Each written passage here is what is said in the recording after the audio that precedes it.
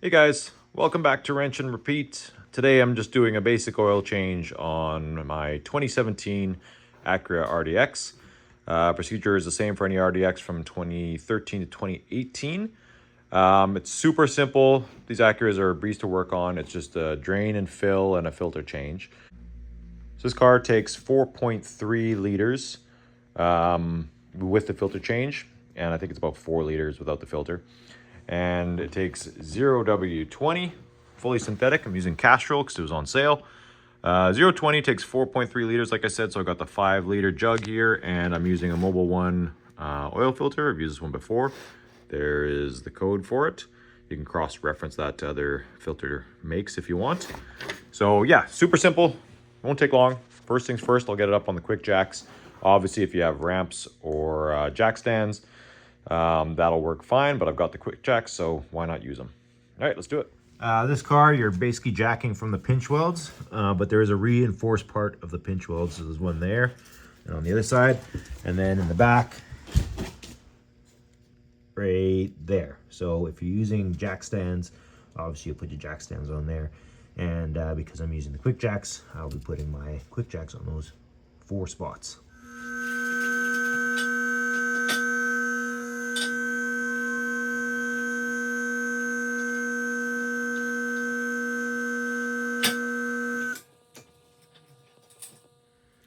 Okay, the car is jacked up. Find the drain plug. You do not need to remove the splash guard. There's the oil pan, and on the back is the drain plug. It's a 17 mil. Impossible to miss because it says in big letters, engine oil with an arrow pointed to it. So 17 mil, we'll crack that, take it out, and drain the oil.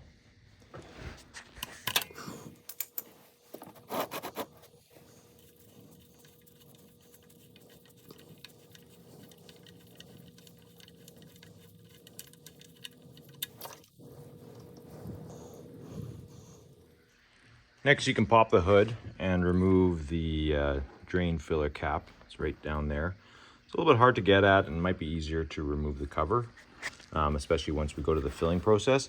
But we'll crack that just to relieve any back pressure in the system, get a little bit more oil out. And our next step will be to remove the oil filter.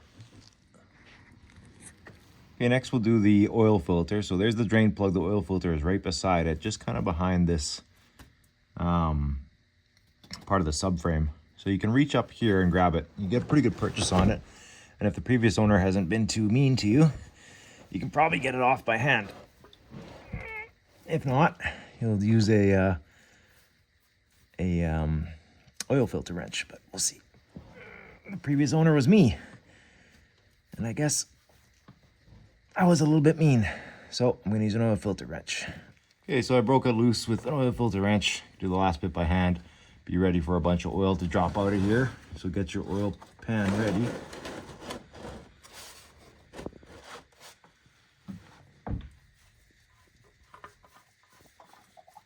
There it goes.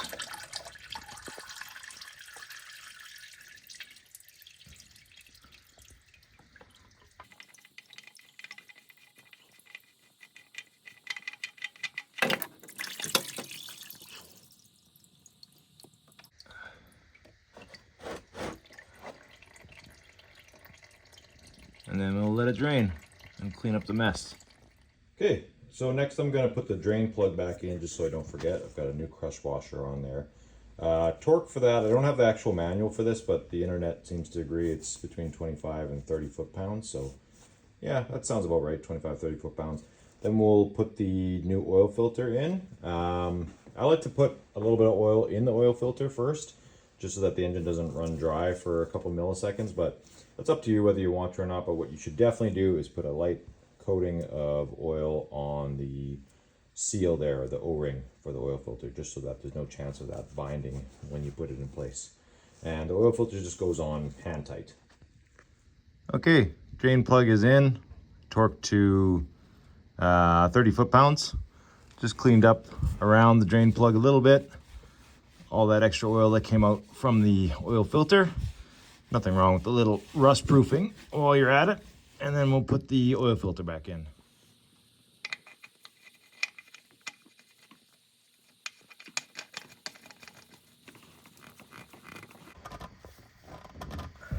just hand tight on the oil filter. Good. This is all plugged up.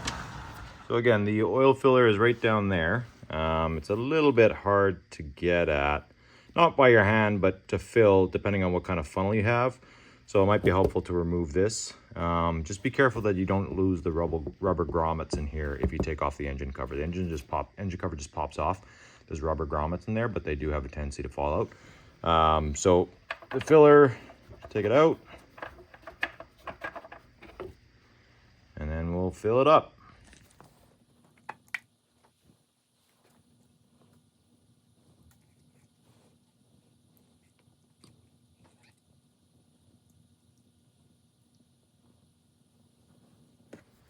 And then the dipstick is right down there.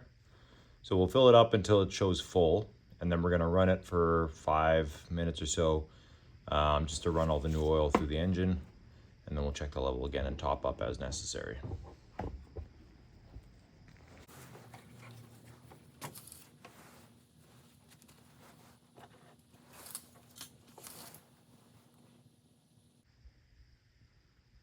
That's showing about half full, or sorry, right between the lines. So I'll add a little bit more.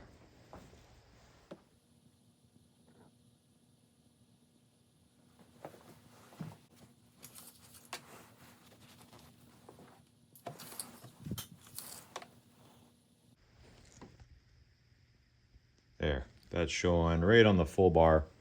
So now we'll run it for 5-10 minutes and check again.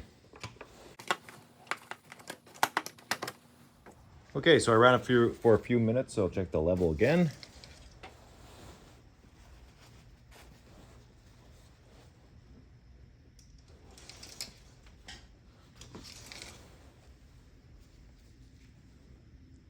You can see that.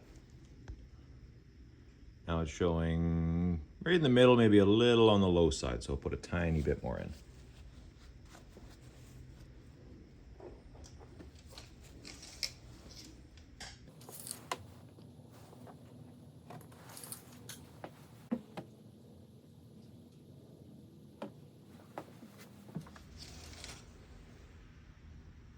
There we go, just below the line. That's perfect.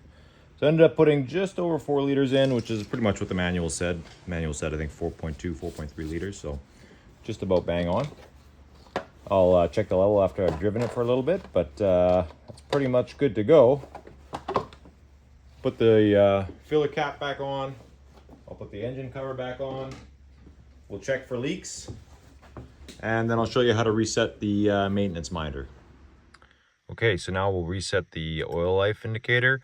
On the earlier cars, I think it's a little bit different. On the earlier cars, I think you do it through the main display here, because it's a later car with the double display.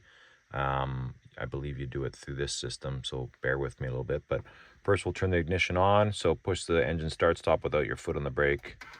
Once, twice. Now everything should boot up. Okay, so now we'll go to settings. I might have to give it a minute here. Settings. Let's see. There we go. Vehicle. And we'll go over to maintenance info. And there's maintenance reset. It's already highlighted. So we'll hit OK. Engine oil, air filter, coolant, A125. Push down to reset. Hit enter. Would you like to reset maintenance information? Reset.